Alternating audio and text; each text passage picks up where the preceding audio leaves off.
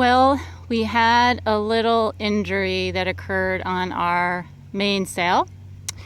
We had just gotten the sail bag zipper replaced, and it appears that when they reinstalled the sail bag, they tightened the sides a little bit more than lazy jacks, they're called. And so these ropes that you see that guide the sail up, one of the sides broke when we were putting the sail up. So, believe it or not, we decided to try and fix this ourselves. So, up the mast, Stephen goes. And for those unfamiliar with this, he is in what you call a bosun's chair. And he's on the main halyard line. I winched him up, and he is going to drop a lead with a fishing line down the mast and see if we can get that to the bottom, and then we'll follow up with the actual line that broke during the little episode we had.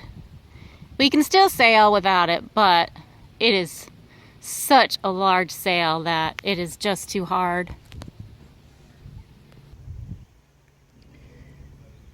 Here is the line that actually broke. We cut it off a little bit to get some replacement line matched up, but the line was frayed on the end previously, and it just broke right inside the mast. Too much tension on the lines from the sail going up.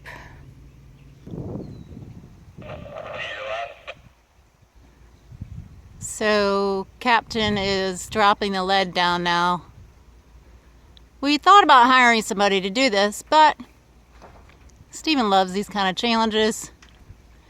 Me, not so much, but he generally tends to talk me into them.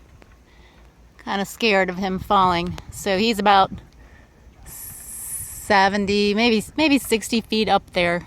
75-foot mast is what we have. So here's the trusty bosun's chair. You got to make sure you have a really good one, high quality, because this is your safety factor when you're up there. We obviously just hooked this to the main halyard, and then Dawn was able to carry me up there on the winch all the way up the mast, where I had to go feed that monofilament through the line. It's got the big pockets in it so you can carry all your tools with you, but anything you definitely want to keep safe, tie a string to it, because you're going to drop it most likely, and you don't want to drop it on the head of the person that's down below. So while I was up there, not only putting that monofilament in, I found this eye, and that eye was broken. So obviously that thing had snapped off somehow and under a lot of stress, because it has a bent screw that's in it. So that screw is really hard to get off of there. So that has to be replaced, and that's where the lazy jack line will go through there. So we got to go back up for sure to put this piece on there and to feed the line through that as well. Other than that, job well done. Job very well done, Captain. And I'm safe. And he's safe. Some other tools of the trade, we used a flashlight to see where the line was coming out, and a hook.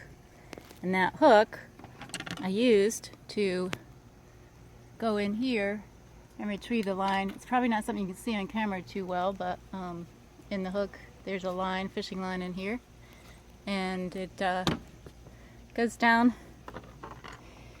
to this lead. This lead is what we had, used as a weight so that it could go down the mast without getting caught in there. And now we have to get the eyelet, get some line, and we'll be back to finish the job. Oh, and I'll have some lovely photos from aloft for you as well. Awesome. Right, we are at day 2 of our sail fixing adventure, and Stephen's going to give you a little bit of rundown on what we're about to do. So if you come over here, I'll show you. Our mono, you remember, came down through the mast all the way down, We brought it out here a little high because we knew we could get into this big slot up there as opposed to the smaller slot at the bottom. But now I have the tag end, which I did get through the smaller slot in the bottom. So you can see it's ready to go. And I've taken that tag end, I've actually tied a knot on it to the end of the tag end and our monofilament, and it's now going to go back up through the mast all the way to the top. Hopefully it can make the bend up at the top. However, this is the bend we need it to make.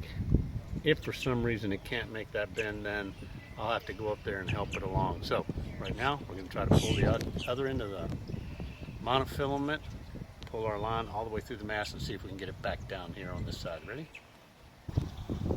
Okay, so we made it up to the top of the mast again, and we did get the lazy jack line to come through the roller up there. Pulled it all the way down, cut the mono off, put that fairling on the mast up there, which the line is through now. So now we simply pull the lazy jack back up, but it gives you an idea what these lazy jacks look like when they're down.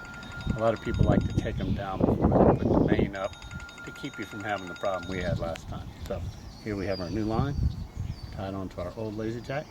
Should be able to lift it up no problem. So now we've got both ends of it, one of them through the bottom of the mast, one of them through the top of the mast, which of course we had to go up there and get, and now we can bring our lazy jacks back up.